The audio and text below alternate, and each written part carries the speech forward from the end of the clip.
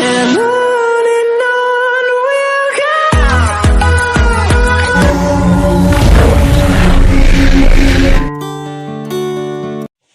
जय हिंद। आज मैं आप सभी छात्रों को बताने वाला हूं पतंग से संबंधित प्रश्न। ये सभी प्रश्न डॉक्टर केसी सिन्हा एक्सरसाइज 9.1 से लिया गया है। चलिए हम लोग ज्यादा वक्त नहीं लेते हुए प्रश्नों को समझना चालू करते हैं। तो प्रश्न क्या दिया हुआ है, एक पतंग की डोरी 100 मीटर लंबी है। पतंग की डोरी कितना मीटर लंबी है? 100 मीटर लंबी। आगे क्या लिखता है, यदि डोरी एक सरल रेखा के रूप में, सरल रेखा का मतलब क्या होता है? सीधी रेखा, मतलब जो डोरी गया हुआ ना बिल्कुल सीधा है एकदम, ठीक है। आगे क्या लिखता है, और उसमें कोई ढील नहीं है, डोरी में कोई भी ढील नहीं है, तथा यह भूतल से थीटा कोण बनाती है। भूतल का मतलब जमीन होता है, जमीन से थीटा कोण बनाती है इस तरह कि sin थीटा बराबर 8/15। तो भूतल से पतंग की ऊंचाई ज्ञात करें। हम क्या बताएं, भूतल जमीन को बोलते हैं, जमीन से पतंग की ऊंचाई हमसे पूछा जा रहा है। तो चलिए निकालने की कोशिश करते हैं, इसका फिगर ड्रॉ करते हैं। ये हो गया आपके पास भूतल यानी जमीन, ठीक है। पतंग इस पॉइंट से उड़ाया जा रहा है और उड़ रही है इस पॉइंट पर, ठीक है। हमसे जमीन से पतंग की ऊंचाई पूछा गया, मतलब यहां से ऊंचाई होगा ना। चलिए इस पॉइंट को आप मिला दीजिए, हमने इसको मिला दिया, इसका नाम दीजिए आप ABC। डोरी की लंबाई दिया हुआ तो लिख दीजिए, कितना दिया हुआ है? 100 मीटर। तो यहां पर लिखिए आप 100 मीटर, 100 मीटर।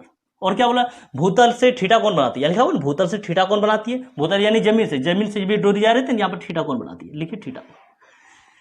और क्या दिया हुआ आपके पास, sin थीटा बराबर दिया 8/15। लिखिए आप इसको, sin थीटा बराबर 8/15। और sin थीटा फॉर्मूला आप क्या जानते हैं, P/H होता है, ठीक है ना। अब आगे लिखिए, माना कि अनुपात बराबर x, माना कि अनुपात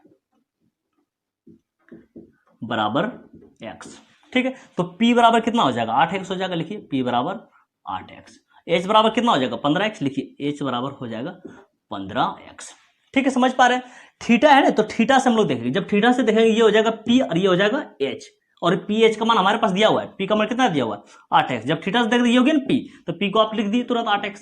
और ये हो गया H, तो H कितना हो गया आपके पास, 15x। तो आप यहां पर लिख दिए 15x, ठीक है। एक बात और आप समझिए, तो आप कर्ण की बात कीजिए या तो डोरी की लंबाई की बात कीजिए, आप तो एक ही बात कर रहे हैं, दोनों बात तो एक ही पड़ गया ना। एक ही चीज को आप दो नाम से पुकार रहे हैं, कर्ण की लंबाई बोल रहे हैं और इसी को आप क्या बोल रहे हैं, डोरी की लंबाई। तो दोनों तो बराबर हो जाएगा ना। तो चलिए लिखिए तो इसमें, कर्ण की लंबाई बराबर डोरी की लंबाई। देखिए लिखते हैं, कर्ण की लंबाई बराबर डोरी की लंबाई। सिंपल याद रखिएगा, आप कर्ण की बात कर रहे हैं या तो डोरी की बात कर रहे हैं, आप एक ही चीज की बात कर रहे हैं सिर्फ, है ना। तो दोनों बराबर होगा। तो कर्ण की लंबाई की जब बात करें तो कितना है, 15x। डोरी की लंबाई की जब बात करें तो किताब में पहले से दिया हुआ है, क्वेश्चन में पहले से दिया हुआ कितना, 100, है ना। आपके बुक में पहले से दे दिया डोरी की लंबाई।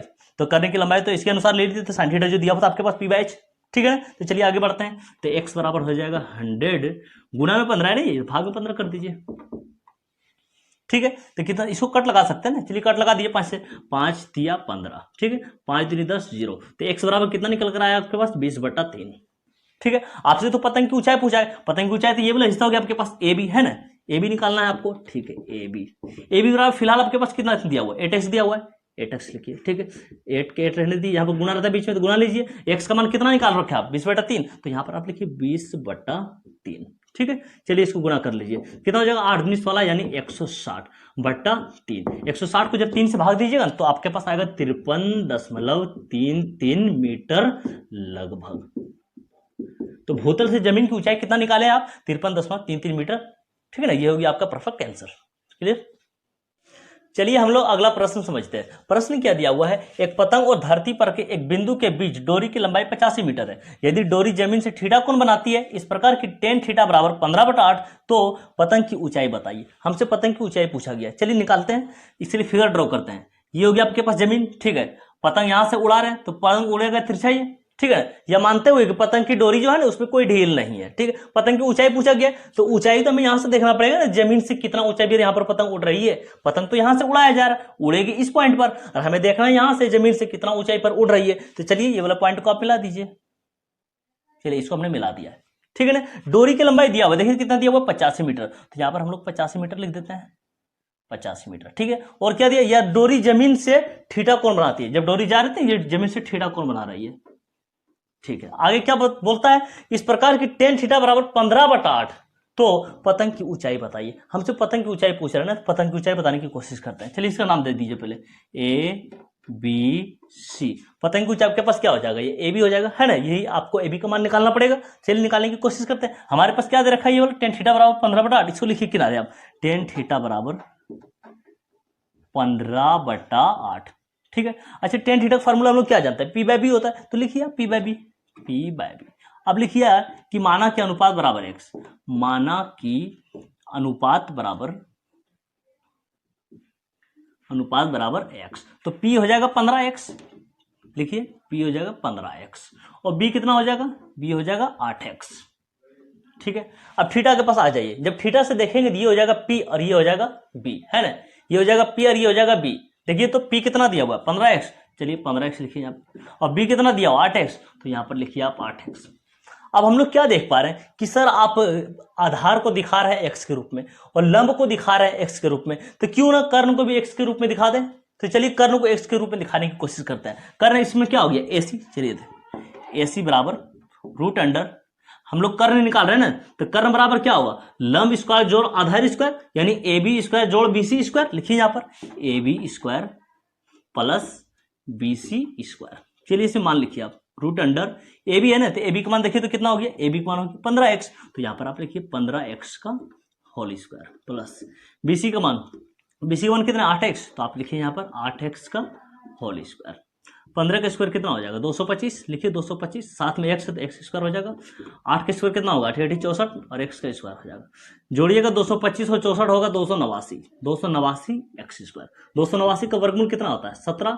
ठीक है, x पर स्क्वायर है तो बाहर निकलेगा क्या होगा x, तो कर्ण निकल कर कितना आया 17x। चलिए कर्ण की जगह पर लिखिए आप 17x, 17x।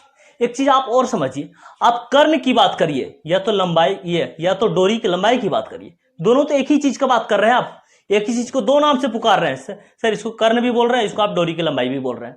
ठीक है ना, तो दोनों तो बराबर होगा। चलिए लिखिए कर्ण की लंबाई बराबर डोरी की लंबाई। कर्ण की लंबाई कितना हो गया 17x, जब कर्ण की बात करते हैं तो 17x। ठीक है, डोरी की लंबाई कितना हो गया दिया हुआ है ना पहले से 85, लिखिए आप 85। दोनों बराबर होगा ना, एक ही नाम को एक ही चीज को हम लोग दो नाम से पुकार रहे हैं, कर्ण की लंबाई बोल रहे हैं और एक बार बोल रहे हैं डोरी की लंबाई, तो वही चीज नहीं होगी बार बार, इसीलिए कर्ण की लंबाई बराबर डोरी की लंबाई। चलिए कट लगाइए इसको, 17 × 5 = 85, तो x बराबर कितना हो गया 5। ठीक है, पतंग की ऊंचाई पूछा गया आपसे, पतंग की ऊंचाई आपके पास क्या है ए बी है, लिखिए पतंग की ऊंचाई ए बी है और ए बी का मान फिलहाल कितना दिया हुआ है 15x, 15x। ठीक है, तो 15 गुना x का मान कितना निकाले आप 5, तो यहाँ पे लिखिए 5, 15 × 5 कितना हो जाएगा 75 मीटर। ठीक है ना, पतंग जो है जमीन से कितना मीटर की ऊंचाई पर उड़ रही है 75 मीटर की ऊंचाई पर उड़ रही है। यही हो गया आपका परफेक्ट आंसर। क्लियर?